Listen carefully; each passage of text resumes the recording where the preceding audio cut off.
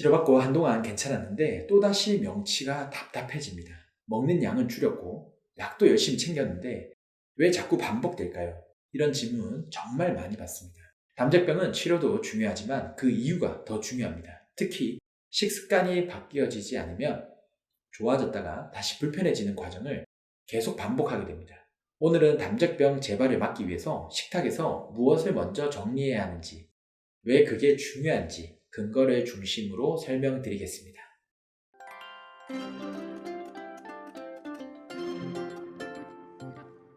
원장님, 담저병은 뇌 치료 후에도 재발하는 경우가 많은 건가요? 담재병은 단순히 한번 제거하고 끝이 나는 문제가 아닙니다. 한의학에서는 담이 생긴 배경, 즉 소화기능 저하와 위장운동의 문제를 함께 봅니다. 치료로 당장의 불편함은 좋아질 수 있지만 담을 다시 만드는 생활 패턴이 그대로라면 재발은 또 시간 문제일 수 있습니다. 특히 식습관은 담적 형성에 가장 직접적인 영향을 줍니다. 식습관이라고 하면 보통 뭘 가장 먼저 떠올리면 될까요? 많은 분들이 자극적인 음식부터 떠올리는데 실제로는 음식의 종류보다 먹는 방식이 더 중요합니다. 빨리 먹는 습관, 과식, 불규칙한 식사 시간이 대표적이에요. 위장은 리듬을 타는 기관이라서 일정하지 않으면 운동성이 떨어집니다. 한 저널에서 발표된 연구에서도 식사 속도가 빠를수록 기능성 소화불량 증상이 더 심하게 나타났다는 결과가 있습니다. 그럼 담저병 재발을 막기 위해 식탁에서 가장 먼저 치워야 할 건 뭔가요? 첫 번째는 야식입니다. 특히 늦은 시간에 먹는 밀가루, 기름진 음식은 위장에 그대로 정체를 남깁니다. 밤은 회복의 시간인데 이때 소화 부담이 생기면 담이 쉽게 쌓입니다. 실제로 한 저널에서도 늦은 식사가 위장의 운동과 수면의 질을 동시에 떨어뜨린다는 보고가 있습니다. 커피나 음료도 영향이 클까요? 굉장히 큽니다. 공복, 커피, 식후 바로 마시는 아이스 음료는 위장 운동을 더 둔하게 만듭니다. 특히 담적이 잘 생기는 분들은 속이 차고 예민한 경우가 많아서 이런 자극에 더 민감해요. 한 연구에서도 카페인 섭취가 위장 간 민감도를 높일 수 있다는 결과가 보고된 바 있습니다. 그럼 담저병 완치를 위해 피해야 할 음식 리스트가 따로 있을까요? 리스트로 외우기보다는 기준을 잡는 게 좋습니다.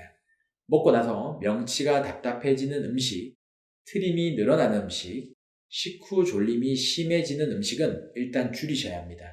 대표적으로 밀가루 위주의 식사, 과도한 당류, 차갑고 단 음료가 여기에 해당되는 경우가 많습니다.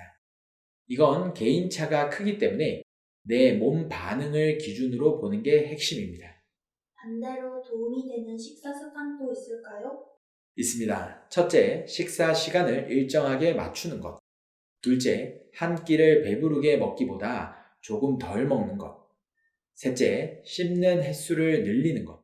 이 세 가지만 지켜도 위장 운동이 훨씬 안정됩니다. 실제로 한 연구에서도 규칙적인 식사와 충분한 저작이 소화불량 증상 개선에 도움이 된다는 결과가 있습니다. 치료를 받고 있는 분들이 가장 많이 실수하는 부분은 뭔가요? 증상이 좋아지면 예전 식습관으로 돌아가는 겁니다. 특히 회식, 야식, 폭식이 다시 시작되면서 재발하는 경우가 많아요.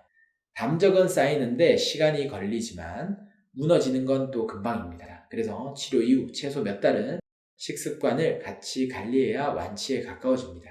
재발 방지를 위해 꼭 기억해야 할 한 가지를 꼽는다면요? 담적병은 음식 때문에 생기기보다는 소화되지 않는 상태가 반복되면서 생깁니다. 무엇을 먹느냐보다 어떻게 먹고 언제 먹느냐가 훨씬 중요합니다. 식탁을 정리하는 게 치료의 연장이라고 생각하시면 됩니다. 담적병이 자꾸 재발한다면 치료가 부족해서가 아니라 식습관이 그대로이기 때문일 가능성이 큽니다. 약으로 좋아진 상태를 유지하려면 식탁부터 달라져야 합니다. 오늘 말씀드린 기준을 하나씩 적용해 보세요. 재발을 막는 가장 현실적인 방법은 매일 반복되는 식사에 있습니다. 감사합니다.